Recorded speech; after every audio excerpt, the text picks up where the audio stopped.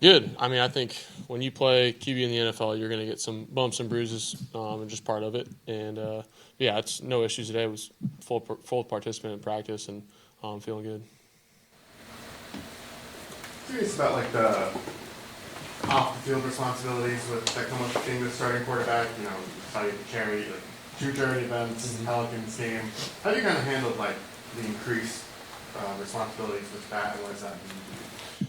I mean, it's a blessing and it's an honor too to be able to do that and kind of to interact with the community and interact with people all over. So, but I won't do it if I have to change my process as far as preparation wise. And the Saints have been really good about just integrating that. So I'll make sure whatever I'm doing on Tuesday, doesn't change week to week. And then when I have that time, my wife and everybody, they've been really good about just like, hey, we have this hour, we can go do this. And but yeah, it's just a great opportunity, especially if we have the availability.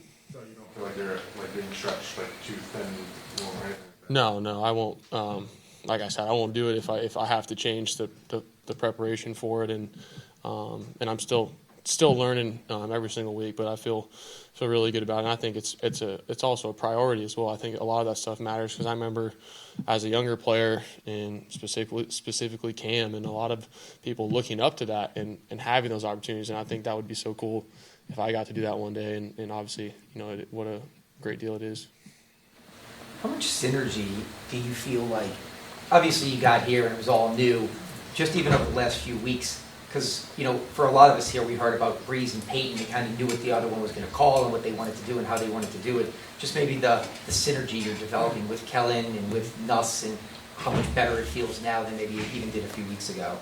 Yeah, I think whenever you're installing the offense for the first time, and especially just through OTAs and camp, it's the first time you've ever heard that play, let alone ran it, and you're trying to run it to the best of its ability, and oftentimes it's not the exact look that you want. So there's that growing pains that you go through and that you guys may see during camp, and a lot of those, times where you never run it before. And I think the more you run it, the more you kind of get the comfortability with them. You understand, why are we calling it, the reasons why, and it just speeds up the process with some of the things. And that's why, you see guys that have played for so long just kind of having that mental processing quickness within the same offense that they played in. So for me, just kind of continue to master it and do everything I can to operate the offense. I remember you told us this summer how you kind of were playing your best football and feeling your best when you started mimicking game-like situations as opposed to the install.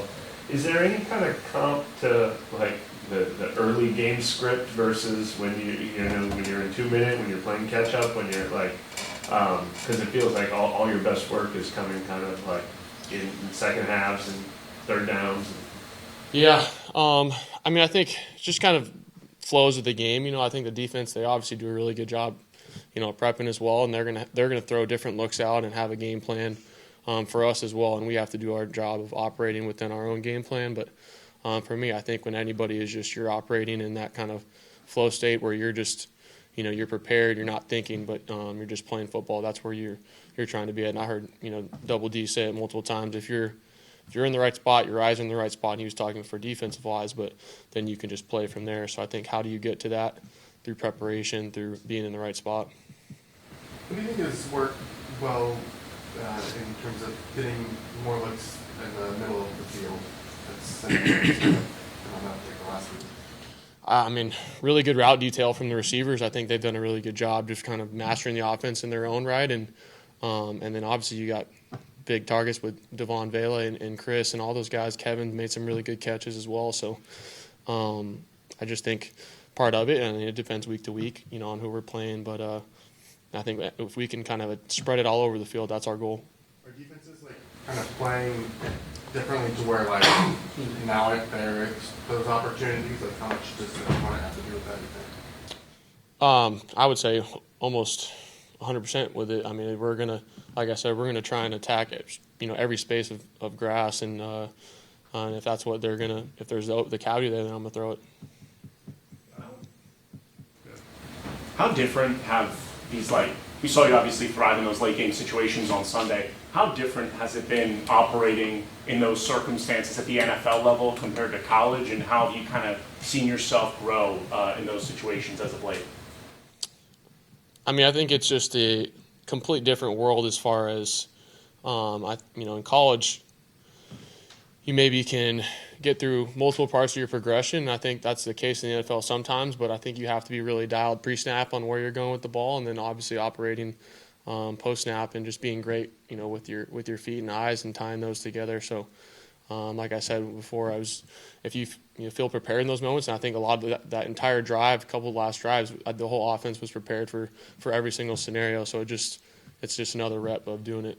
How has at practice, have y'all been able to kind of really replicate those moments well, and what do you think has kind of helped you kind of prepare for that? Yeah, I think it's a credit to Kellen and us and all the staff of just providing some of those scenarios where, at the time you're like, oh man, this may not come up, or we're watching just football fundamentals throughout the week of different teams, and it shows up every single week, and you got to be prepared for it. Ball came out a little fast this week. I think time to throw was down like 2-4 range. Was that a plan going in to get the ball out quickly? Is it just a product of being more decisive as you get more comfortable? Where did you see that?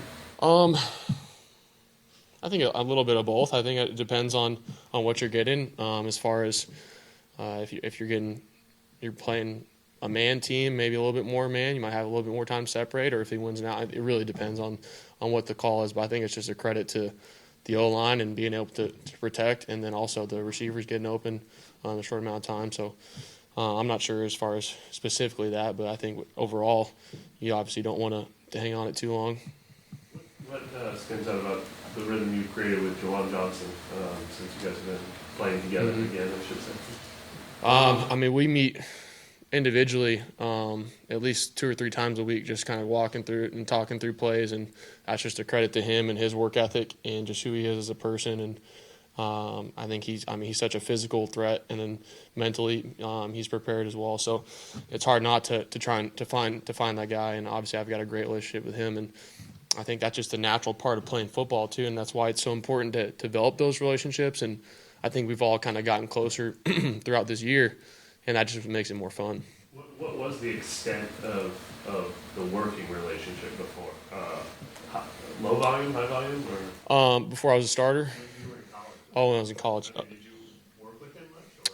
Or? Yeah, we would obviously throughout practice, and we were roommates throughout the season. So we were roommates in the hotels, and so we spent a lot of time together off the field. But on the field, there really wasn't like a chemistry that way. So this has kind of been the first time I've been really, really working with him. But I actually threw with him in the draft process, and it was kind of a full circle moment training with him in Dallas actually. And we were like, well, it'd be crazy if we could play together again. And sure enough. And what do you like about him as a target? And when he's getting open, what advantages do you bring? I think just his frame. I think he's obviously a bigger body. He's got long arms. He's friendly to the quarterback. He's making tough catches. He's got good hands. So he's kind of everything you want in kind of a big receiver, but he's the physicality of a tight end as well. So he kind of prevents just a unique element to defenses. I think it's really tough to game plan for. Talked to Kellen on Monday. Kind of your path has allowed you to work with pretty much the entire roster throughout the season. Do you think that your time with the scout team is kind of a blessing in disguise when you get into a 3rd and long in the 4th quarter and it's Luke at center and you're finding Kevin down the field for a first down? Yeah. I 100%. I think without scout team, I wouldn't have had any of the success or any of the learning lessons that I've had to this point, and not continually. I have to continue to do what I can to make every single rep live, and I think that's what I learned the most from that time was there's not any reps that you're going to get that are going to be a full game-like rep, but if you can make it 99% like it, then that's going to be better off, and you have to take advantage of it. So, yeah, I feel like operating with Luke, Kevin, Dante, all those guys. Sometimes Devon would hop in there for a little bit, and so it helped me out so much being able to kind of just feel and relate it with all those guys. It's just another rep. What's the relationship with Kelvin there? Thanks. KB, he's awesome. He's one of my favorite just offensive linemen I've been around because he's kind of usually, especially if you get drafted early, younger guys in the age of NIL, you can kind of have this maybe think you're the greatest guy ever, and he's the most humble, hardworking dude I've ever been around, and I think he's got a really bright future here. And he's been balling as well. He's got every reason to kind of to not be who he is, and I think he's one of the favorites on the team just because he comes to work every single day. He's the same dude, and then he's showing it as well. You've had a lot of changes on offense since you took over as a starter, whether it's players leaving or players get injured, and with Bailey and Neal out this week, what's the challenge of getting up to speed with someone's replacement when we only have 3 days to do it? Yeah, I think it's just urgent communication as far as just, you're not changing the process of what we're doing, like, on your own preparation-wise, but there is an extra uptick of, hey, like, the footwork on this handoff rep with Audric and Evan and how we want, this time up and working with all the guys, the receivers afterwards and making sure that this feels good for this route. So there's a lot of extra work that goes in, outside of practice. But yeah, I mean, it is tough. You can't replicate, weeks, months of chemistry, but at the end of the day, I think all the guys that have gotten the opportunity and that are going to continue to get the opportunity have stepped up, and we're going to continue to rely on them. In the post-game press conference, you were saying the remix, and you saw that guy's shirt after. Like, have you noticed that? I know everyone's been welcoming since you've arrived at town, but like a change since you've been the starter, specifically of like how fans have reacted to you or welcomed you in any way. Yeah, I mean, I think whenever you're playing and you're operating throughout the season, you win, good things will happen. I think that's the part of the game.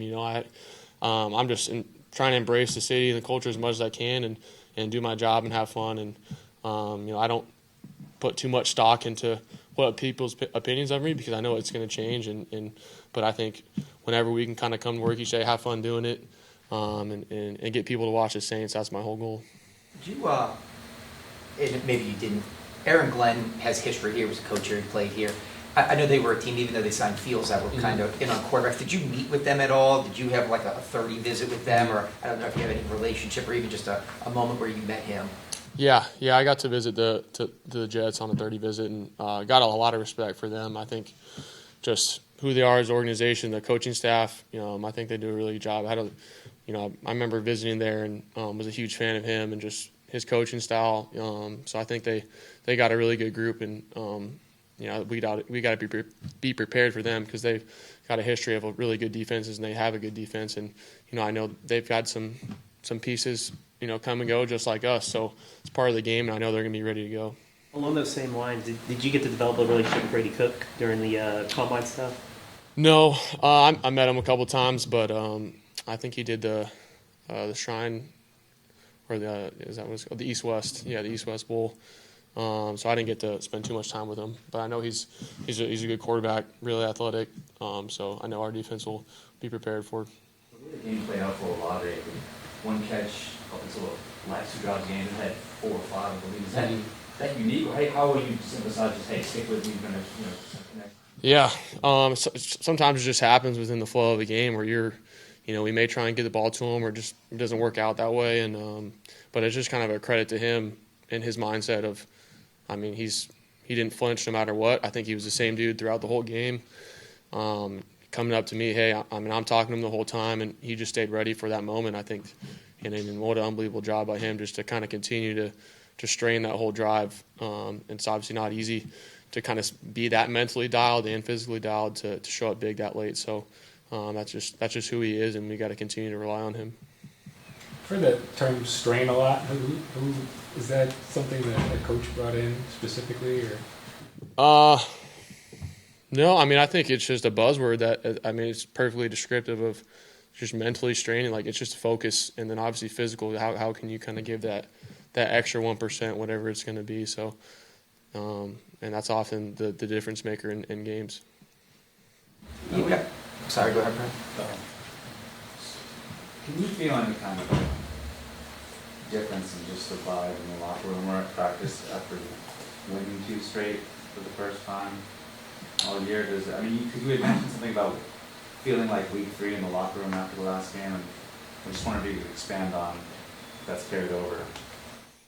I think, that comment is derived from it's felt the same regardless of the outcome. Like, we have been having fun going to work with each other every single day, regardless of the outcome. And I think that, to me, it shows a lot about the identity of this team, is because it's easy to get caught up into that. But regardless of whether you win or lose, you still have to come work really hard every single day. And obviously, when you have that result and you win, that's a great thing. But you have to move on from it and flush it and kind of continue that same urgency. And it's been the same, and that's what makes it fun, being around all the guys. So that's been the difference I've kind of seen throughout this kind of later push in the season, and that ability that we all want to do and finish strong. I'm kind of expecting the answer to be no because you were probably 1 or 2 years old, but the Saints have honored legends of the game. Jimmy Graham was here, you probably remember him. The guy this week is, kind of a cult hero here for a moment that happened against the Jets. Kyle Turley, have you seen the video, or do you even know what I'm talking about? I have not yet, no. I'm looking forward to watching it, though. It's wild. You'll It'll remind you of professional wrestling. What year was it? 01? Yeah. Kyle Turley helmet. There's also a very young J-Mac walking him off the field. Prepping him. You mentioned your wife earlier, and also when you first became starter. Are you getting any interesting performance reviews when you go home? Yeah, she's usually the hardest one on me, and as far as just performance-wise, and I think that's a good thing, is just kind of keeping it. There's a lot of stuff that was still left out there, but she's a fan of the music video or whatever as well. She thought that was pretty funny, but no, I think continually we got to evaluate and find how we can get better, and she's a big proponent of that. And then the Saints are favored this week. I think it's been a while. I know you don't care about the point spread, but it's kind of a reflection on the team playing better, maybe. I don't really care. They're a really good football team, and they got guys injured, we got guys injured, so we got to go out there and play. So we got to be prepared because they got a new defensive coordinator, and they're gonna have a new guy calling it, so we got to be ready to go. Do you expect to see different wrinkles? You mentioned the new defensive coordinator. What in particular? Why do you mention that? Why do you think that? Just because it's a fact. I don't know. It's a different guy calling it, but it's Aaron Glenn's team, and so we got to be ready for anything. I don't think they've had an interception this year. Does that add anything to you as a quarterback, or what? Don't be the guy. No. We got to. I think that's more of an emphasis on them to try and take the ball away, and that's every single team. Yeah, we have to protect the ball, and do what we can, and the defense's job is to do the opposite of that, and that's what our defense is preaching. So we just have to, like I said before, go back to our process, ball security, and doing what we can to go out there and score.